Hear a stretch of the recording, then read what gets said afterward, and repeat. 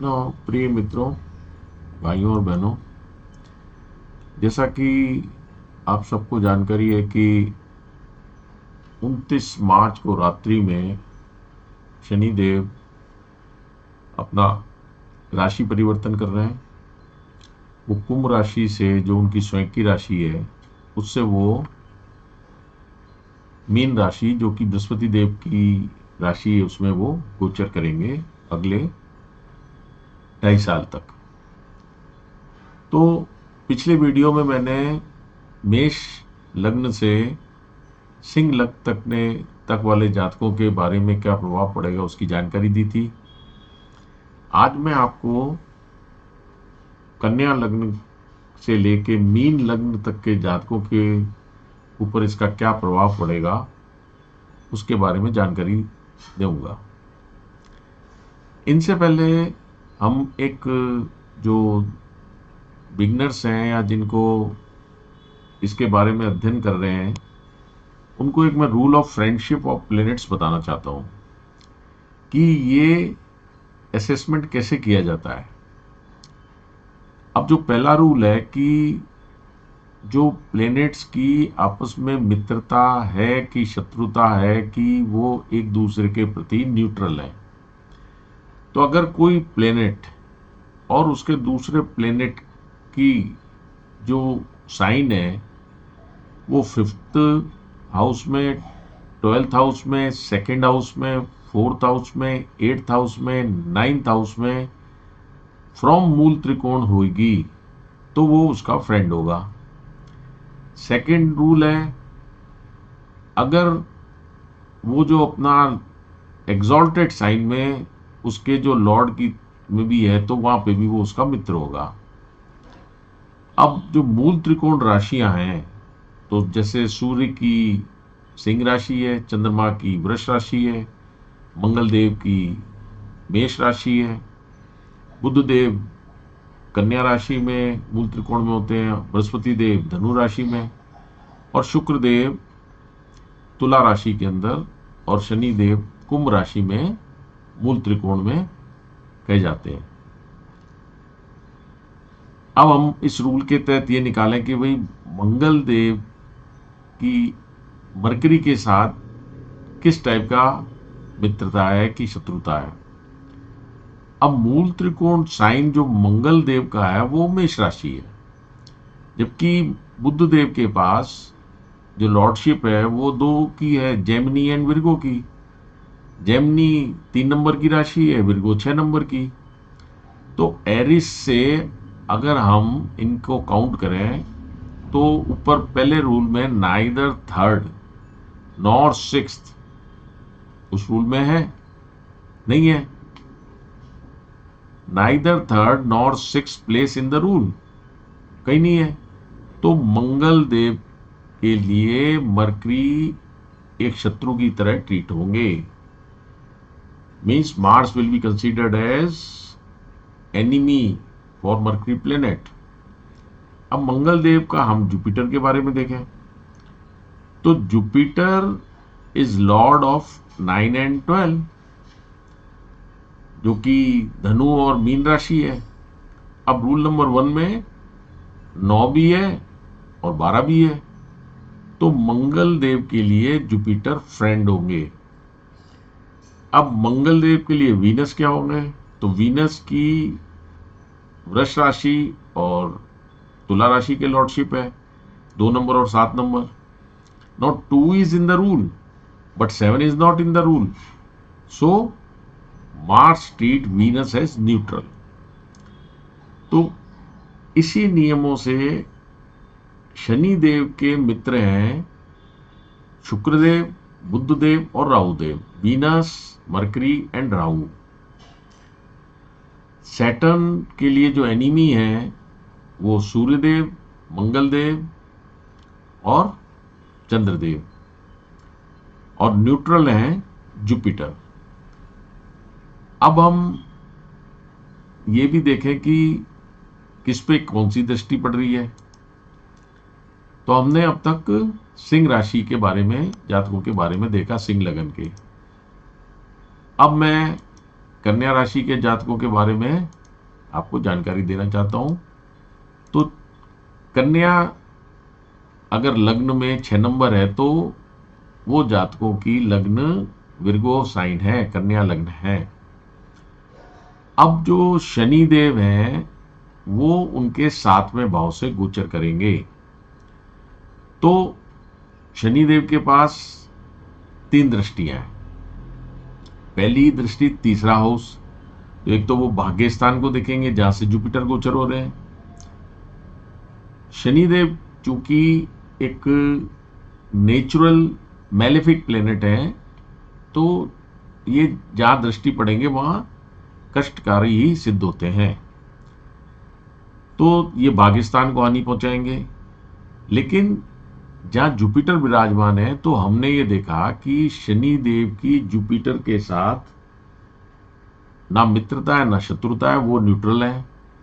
तो ऐसा समझेंगे कि इस विर्गो जो कन्या लग्न वाले जातक हैं उनका भाग्य स्थान को कम हानि पहुंचाएंगे। अब 7वां स्थान जहां पे केतु विराजमान है, तो केतु देव से इनकी शत्रुता है। और बुध देव जो सैटर्न के हैं वो मित्र में आते हैं।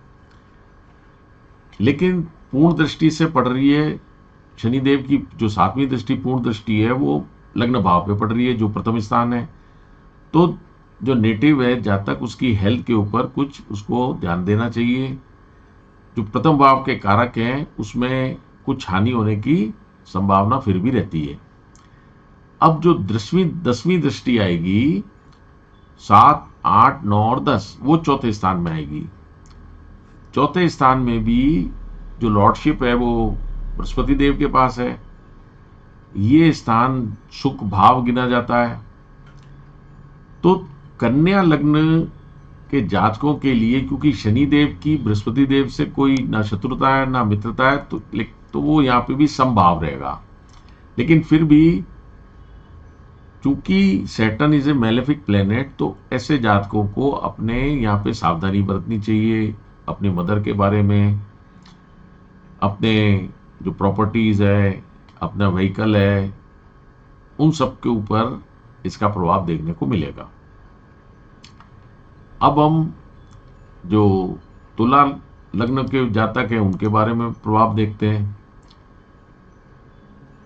तो तुला लग्न के जो लॉर्ड हैं वो शुक्रदेव हैं। अब शनि देव राहु, वीनस, मरकरी, सूर्यदेव और चंद्रदेव के साथ 6ठे स्थान से गोचर करेंगे। अब शनि देव की शुक्र देव के साथ मित्रता है।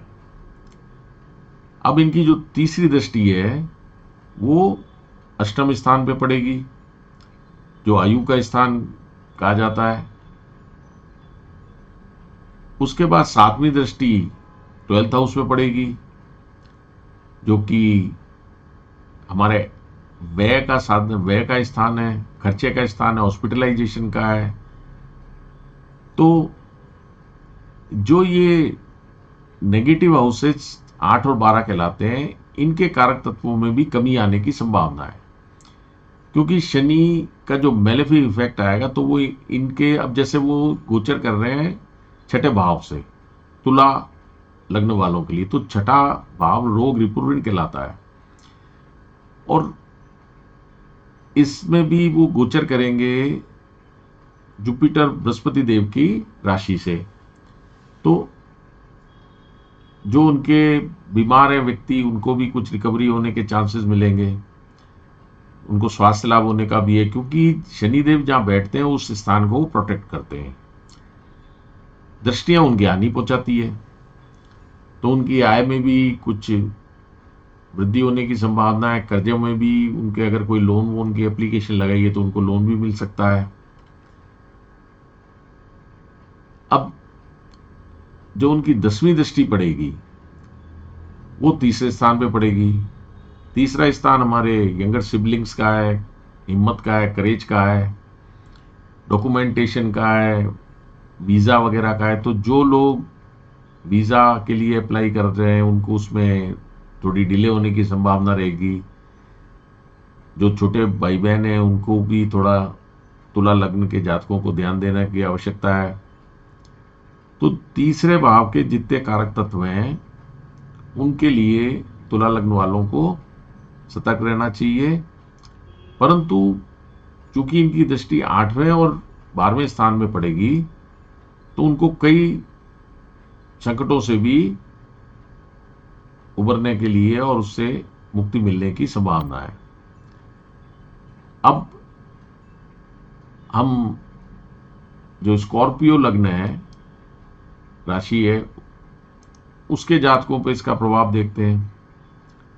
तो शनिदेव जो वृश्चिक लग्न वाले जातकों के लिए 5वें भाव से गोचर करेंगे। अब यहां से इनकी तीसरी दृष्टि 7वें स्थान में पड़ेगी। 7वें स्थान हमारे जो शादीशुदा व्यक्ति हैं उनके स्पाउस का है, उनकी वाइफ का है। तो उनको उसमें उनके स्वास्थ्य के प्रति थोड़ा सजग रहना चाहिए। बिजनेस पार्टनर का भी है। तो जो जो 7वें भाव के कारक तत्व हैं उसके प्रति मंगल देव के जो लग्न है वृश्चिक, उन जातकों को थोड़ा ध्यान सतर्क रहने की आवश्यकता है। अब 7वीं दृष्टि इनकी 11वें भाव पे पड़ेगी। तो 11वां भाव हमारी फुलफिलमेंट ऑफ डिजायर का है, फ्रेंडशिप का है, ये सभी इच्छाओं की पूर्ति का है। तो इस पे जो पूर्ण दृष्टि पड़ रही है तो उसमें भी कमी होने की संभावना है। तो उसमें भी इन जातकों को थोड़ा सतर्क रहने की आवश्यकता है। लेकिन जैसे मैंने आपको जो सबसे पहले बताया कि रूल ऑफ फ्रेंडशिप के अकॉर्डिंग ये जो शनिदेव का गोचर है इसमें बृहस्पति देव इनके साथ समभाव में है, मरकरी से बुध देव से इनकी मित्रता है, और जो 10वीं दृष्टि पड़ेगी वो फिर बृहस्पति देव पे घर पे पड़ेगी जिसके घर से ये गोचर कर रहे हैं, और वहां से ना तो इनकी शत्रुता है ना मित्रता है। तो शनिदेव का गोचर मीन राशि से ओवरऑल सभी के लिए करीब करीब अच्छे रहने की संभावना है। जिन जैसे मेष राशि वाले हैं, जहां इनके मेष राशि का मतलब है कि जिनकी लग्न कुंडली में 1 नंबर राशि में चंद्रमा विराजमान है, तो उनकी 7.5 प्रारंभ होगी। और जो कुंभ राशि वाले जातक हैं उनकी अब 2.5 साल बचे हैं 7.5 में, क्योंकि जब 2.5 साल बाद शनिदेव मेष राशि में आ जाएंगे तो कुंभ राशि वालों की 7.5 खत्म हो जाएगी। अब हम आगे देखते हैं कि धनु लग्न वालों के लिए ये गोचर कैसा रहेगा। अब यहां पे जो वृश्चिक लग्न वालों के लिए मैं ये भी बता देना चाहता हूं कि जब तक बृहस्पति देव 7वें भाव में बैठे हैं तो हानि होने की संभावना कम है 7वें भाव की, और वो जातक के प्रथम भाव को 7वीं पूर्ण दृष्टि से भी देख रहे हैं तो भी वो उसको प्रोटेक्ट करेंगे, क्योंकि शनि देव तो मेलेफिक प्लेनेट है और बृहस्पति देव एक शुभ ग्रह है। और बृहस्पति देव की जो 5वीं दृष्टि है वो 11वें भाव पे भी पड़ेगी। इधर से 7वें भाव की शनि की पड़ रही है, उधर से बृहस्पति देव की 5वीं दृष्टि पड़ रही है। उसके अलावा जो इनकी 9वीं दृष्टि है वो 3rd भाव में भी पड़ेगी, क्योंकि 7, 8, 9 ये तीसरा स्थान। तो जिन स्थानों पर शनि देव की दृष्टि पड़ रही है, और तो जब तक बृहस्पति देव वृष राशि में गोचर कर रहे हैं तब तक हानि होने की संभावना कम है। वो बृहस्पति देव की जहां जहां दृष्टि पड़ती है वहां वो उन सबको प्रोटेक्ट कर लेंगे। और प्रोटेक्ट हमेशा बृहस्पति देव ही संकटों से बचाते हैं, और क्योंकि उनकी दृष्टि बहुत शुभ मानी जाती है। तो वृश्चिक लग्न वाले या अन्य लग्न वाले जब तक बृहस्पति देव का गोचर वृष राशि से है, जब तक किसी बात की कोई चिंता की आवश्यकता मेरे को नहीं लगती। अब हम धनु लग्न वालों जातकों के बारे में देखते हैं। तो धनु लग्न वाले जातकों के लिए शनिदेव चौथे भाव से गोचर करेंगे। ये चौथा स्थान है जो सुख भाव है। यहाँ पे पूर्ण दृष्टि उनकी कर्म स्थान पे पड़ेगी 10वें भाव पे, और तीसरी दृष्टि छठे भाव पे पड़ेगी। तो धनु लग्न वालों के लिए भी अच्छा है, क्योंकि छठे के जो कारक हैं जैसे शत्रु हैं, कर्जे हैं, इन सब की पे कारक तत्वों को नष्ट करेंगे क्योंकि दृष्टि पड़ रही है। अब यहाँ पे जब जुपिटर का गोचर मिथुन में आएगा तो वो उनको और भी फायदा मिलेगा। और शनिदेव की जब दृष्टि यहां से 10वीं लग्न भाव पे पड़ रही है, तो जब बृहस्पति का गोचर मिथुन राशि में होगा जो 7वें भाव में है, तो वो इस दृष्टि से फिर धनु लग्न के जातकों को प्रोटेक्ट करेंगे। तो ऐसे जातकों को की भी जो हम देखा जाए तो उनको लिए एक अच्छा समय ही शनिदेव का गोचर सुख लाएगा ही। और बृहस्पति देव का जब गोचर हो जाएगा तो वो जहां शनिदेव की दृष्टि पड़ेगी, क्योंकि 5वां स्थान जब यहां से हम देखेंगे, जब बृहस्पति देव यहां आ जाएंगे तो 1 2 3 4 5 वो तो 11th हाउस को प्रोटेक्ट कर लेंगे, लग्न को प्रोटेक्ट करेंगे और तीसरे भाव को भी प्रोटेक्ट करेंगे। और हम देखेंगे तो मई के अंदर राहु और केतु का भी गोचर हो जाएगा। तो जब राहु केतु इनसे अलग हो जाएंगे तब इनके प्रभाव में भी और कमी आ जाएगी। अब हम जो मकर राशि मकर लग्न वाले जो जातक हैं उनके बारे में हम देखते हैं क्या प्रभाव पड़ेगा। तो शनिदेव उनके तीसरे भाव से गोचर करेंगे। अब मैंने आपको जैसे पिछले वीडियो में भी बताया कि जिनकी अगर 7.5 चल रही है या इनका शनिदेव उनकी लग्न कुंडली में किस अवस्था में है, अगर वो मेलेफिक प्लेनेट से एस्पेक्टेड है तो वो खराब प्रभाव देंगे। अगर वो खुद बली हैं और जुपिटर की या वीनस की दृष्टि के साथ हैं जो शुभ प्लेनेट कहलाते हैं, तो और उनकी जहाँ जहाँ दृष्टियां पड़ रही हैं तो शनि का प्रभाव उनको अच्छा मिलेगा। और जहाँ पे वो मतलब मेलेफिक अवस्था में बैठे हैं तो वहां उन जातकों को खराब मिलेगा। लेकिन हमको इन सभी जातकों का अष्टक वर्गा भी देखना पड़ेगा। अगर अष्टक वर्गा के अंदर मीन राशि के अंदर कितने अंक हैं, अगर और उनकी दशा भी क्या चल रही है, वो भी एक विंशोत्तरी दशा भी काफी इफेक्ट डालती है। तो अष्टक वर्गा के अगर 28 से ज्यादा पॉइंट होते हैं, अगर 30-32 पॉइंट है तो परिणाम अच्छे आते हैं। और अगर कम पॉइंट होते हैं, अगर किसी के 19 है या 17 पॉइंट है तो परिणाम विपरीत आते हैं। तो मकर लग्न के चूंकि स्वामी खुद ही शनिदेव है, अब शनिदेव की यहां से जो तीसरी दृष्टि आएगी भाग्यस्थान पे आएगी। अब ये स्थान चूंकि शुक्रदेव का है तो हानि होने की कम संभावना है, क्योंकि शनिदेव और शुक्रदेव की मित्रता है और वर्तमान के अंदर बृहस्पति देव यहां विराजमान है। इसके बाद जो 7वीं दृष्टि है वो इनकी 1 2 3 4 5 6 7 1 2 3 4 5 6 7 ये कन्या राशि पे पड़ेगी 9वें भाव में जो भाग्यस्थान है। इसके स्वामी भी बुध देव हैं जिनकी शनिदेव से मित्रता है, तो हानि होने की यहाँ भी संभावना कम है। और मैं आपको पहले ही बता चुका हूं कि बृहस्पति देव की यहाँ 5वीं दृष्टि पड़ रही है, तो वो जब तक यहाँ है इनको प्रोटेक्ट करेंगे। अब शनिदेव की जो 10वीं दृष्टि है वो इनके 12वें भाव में पड़ेगी, तो उसके अंदर भी बृहस्पति देव की राशि है। तो जो नेगेटिव कारक तत्व है उनको तो वो नष्ट करेंगे और शुभ प्रभावों को, जो कि बृहस्पति देव की राशि है, वहां पे भी उनको अच्छे फल प्राप्त होने की ही आशा की जाती है। और लग्न चुक के मालिक खुद ही शनिदेव है और वो तीसरे भाव से गोचर करेंगे, तो यहाँ पे थोड़े जो उनके छोटे भाई बहन हैं कुछ उन कारक तत्वों को थोड़ा सजग रहने की आवश्यकता है।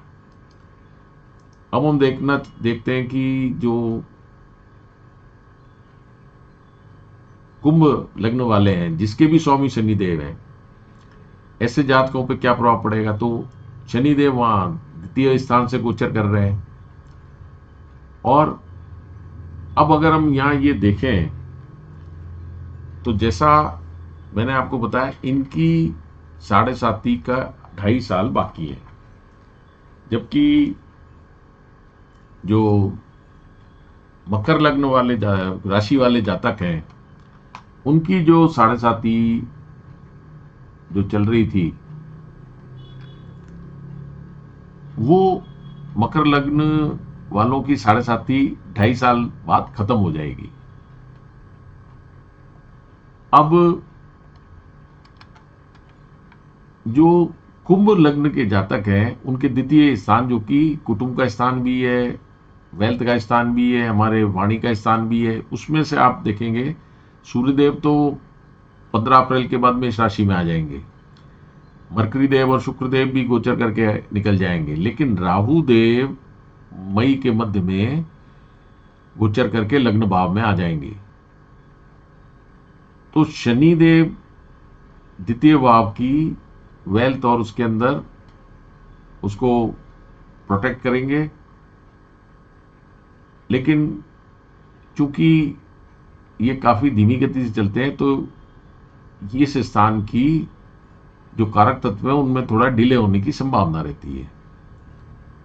बाकी जैसे मैंने आपको बताया कि इस टाइम का जो गोचर है वो उनके, चूंकि इनकी दृष्टियां जो पड़ रही हैं वो शुक्र के स्थान पे है, तीसरी 7वीं दृष्टि भी मरकरी के स्थान पे है, 10वीं दृष्टि बृहस्पति देव के स्थान पे है। तो शुक्रदेव, बुधदेव और बृहस्पति देव तीनों, बृहस्पति देव से तो इनकी न मित्रता है न शत्रुता है, जबकि 2 इनके मित्र हैं, तो मित्र मित्र के घर की हानि नहीं पहुंचाता है। अब अगर हम इस लग्न चार्ट के अंदर ही हम जैसे देखें कि इनके अभी जो मैंने आपका बताया था वो पंचदा मैत्री से अगर हम देखें तो इनका क्या रहेगा, तो जहां सूर्य देव का गोचर होगा तो शनि देव पंचदा मैत्री में इस टाइम इनके सबसे ज्यादा शत्रु हैं और वो इनके साथ ही विराजमान है। तो अब सभी लग्न वालों को जहां से शनिदेव का गोचर होगा उस जगह कुछ उठापटक होने की संभावना है, क्योंकि सूर्यदेव भी वहीं पे है और शनिदेव भी वहीं पे है, और सूर्यदेव अभी इनके अधिक शत्रु में यहां पे विराजित है। चंद्रदेव भी यहां पे है, वो भी इनके अधिक शत्रु में है। अब बृहस्पति देव तो इनके जो पंचदा मैत्री देखी जाए तो उसके अंदर मित्र की श्रेणी में आते हैं, तो तीसरी दृष्टि में हानि होने की संभावना नहीं है। और 7वीं दृष्टि जो बुध देव के घर पे पड़ेगी, तो बुध देव पंचदा मैत्री में इनके नेगेटिव हो जाते हैं, लेकिन चूंकि वहां केतु विराजित है तो वहां पे केतु चूंकि मंगल की तरह व्यवहार करते हैं और मंगल और शनि में शत्रुता है, तो मई तक थोड़ा बहुत, लेकिन चूंकि ये एक आयु का स्थान है और जो नैसर्गिक मैत्री देखी जाए तो बुध देव के साथ शनि देव की मित्रता ही है, तो उस स्थान की भी हानि होने की संभावनाएं कम प्रतीत होती है। अब हम मीन लग्न वाले जातकों के बारे में देखें तो यहां से जब शनिदेव का गोचर होगा तो पूर्ण दृष्टि वो 7वें भाव पे डालेंगे, तीसरी दृष्टि इनकी तीसरे स्थान पर पड़ेगी जो कि इनके छोटे भाई बहन का स्थान है जातक के, और 10वीं दृष्टि इनके कर्म स्थान पर पड़ेगी। तो जैसा मैंने आपको बताया कि चूंकि जब बृहस्पति देव गोचर करके मिथुन राशि में आ जाएंगे तो वो वैसे भी बृहस्पति देव की राशि है, और फिर उनका जब सीधी पूर्ण दृष्टि पड़ेगी और शनि से समता है तो वहां कोई, जैसा कि एक भय रहता है, वहां कोई हानि ना होने की संभावना है, और अच्छे परिणाम ही प्राप्त होंगे। और ये भी बुध देव की राशि है, और मई के मध्य में केतु देव कन्या राशि से निकल के सिंह राशि में आ जाएंगे। तो उसके बाद भी शनिदेव की दृष्टि यहाँ पड़ेगी, तो बुध देव में भी थोड़ा बहुत सजग रहने की आवश्यकता है, जैसे छठे भाव के कारक को तत्वों से, क्योंकि मीन राशि वाले जो जातक है उनकी 7.5वीं चल रही है, क्योंकि अभी 2.5 साल ही निकले हैं। तो इसलिए मीन राशि के जातकों को भी थोड़ा सतर्क रहने की आवश्यकता है। अब अगर हम इन सबको नक्षत्र पॉइंट ऑफ व्यू से देखें, तो शनिदेव का जो गोचर हो रहा है वो पूर्व भाद्रपद नक्षत्र से हो रहा है। तो पूर्व भाद्रपद नक्षत्र के स्वामी बृहस्पति देव हैं, और दशा अगर जातक की शनि की चल रही है, महादशा या अंतरदशा, तो बृहस्पति देव की क्या स्थिति है लग्न कुंडली में, उसके अनुसार जातक को परिणाम मिलेंगे। जब पूर्व भाद्रपद नक्षत्र से उत्तर भाद्रपद नक्षत्र में शनिदेव का गोचर होगा, जो उनकी स्वयं की राशि है, तब शनिदेव अपने गोचर के अनुसार परिणाम देना प्रारंभ करेंगे। और शनिदेव का ये माना जाता है कि जब वो लेटर स्टेज में पहुंचते हैं हाउस में, तब रिजल्ट आते हैं, क्योंकि अभी ये वक्री भी होंगे, अभी मार्गी चल रहे हैं, फिर वक्री होने के बाद कई कारक तत्वों को जो ये नहीं कार्य हो पाए, उनको ये माना जाता है कि वक्री होते टाइम वो उन कार्यों को वापस जो रह गए उनको पूर्ण कराते हैं। तो वैसे शनिदेव को न्यायाधीश कहा जाता है, न्याय के देवता हैं, न्याय करते हैं। तो ओवरऑल जो परिणाम आते हैं, ये जरूर है कि शनिदेव के प्रभाव से जातक, क्योंकि ये कर्म के भी कारक है, तो उनको कार्य में कहीं शिथिलता नहीं आनी चाहिए, उनको कार्य में सबको अपने लगे रहना चाहिए, और अच्छे मन से अगर कार्य करेंगे तो परिणाम अच्छे ही प्राप्त होते हैं। और ओवरऑल जो रिजल्ट आएगा वो शनिदेव का लग्न कुंडली में शनि की स्थिति के अकॉर्डिंग आता है। अगर शनिदेव अपने घर में मकर राशि या कुंभ राशि में विराजमान है, कुंभ के अंदर, तो वो वैसे भी मूल त्रिकोण राशि में होते हैं, तो अच्छे परिणाम आने की पूर्ण संभावना है। और चूंकि वो बृहस्पति देव जो कि एक शुभ प्लेनेट है, मैलेफिक प्लेनेट नहीं है, बेनिफिक प्लेनेट में कैटेगरी में वीनस और जुपिटर आते हैं, तो जब गोचर के अंदर वीनस से भी इनका जहाँ जहाँ एस्पेक्ट बनेगा, क्योंकि इनकी तीसरी दृष्टि वीनस पे के घर पे ही पड़ेगी, तो इसलिए ऐसे गोचर 2.5 साल तक मेरे अनुसार, जो मेरी जहाँ तक जानकारी है, मेरे को जातकों के लिए परिणाम अच्छे प्राप्त होने के लिए ही संभावना नजर आती है। आशा है कि शनिदेव सभी जातकों को उनके जो रुके हुए काम उनको पूर्ण कराएं। लोगों की कई आशाएं बंधी होती हैं कि जब किसी धीमी अवस्था में चलने वाले 4 प्लेनेट ही हैं, शनि, राहु, केतु और जुपिटर, तो जब इनका गोचर होता है तो कईयों के जीवन के अंदर बदलाव आते हैं। तो ऐसी आशा है कि अगर शनिदेव से कई लोग जो कष्ट में हैं उनको उससे मुक्ति मिलेगी, जो कई परेशानियों में उनसे भी उनको निजात मिलेगी, ऐसी मैं आशा करता हूँ। आशा है कि मेरा ये वीडियो आप लोगों को पसंद आया होगा। अगर कोई क्वेरी है तो वो आप कमेंट सेक्शन में डाल सकते हैं। धन्यवाद।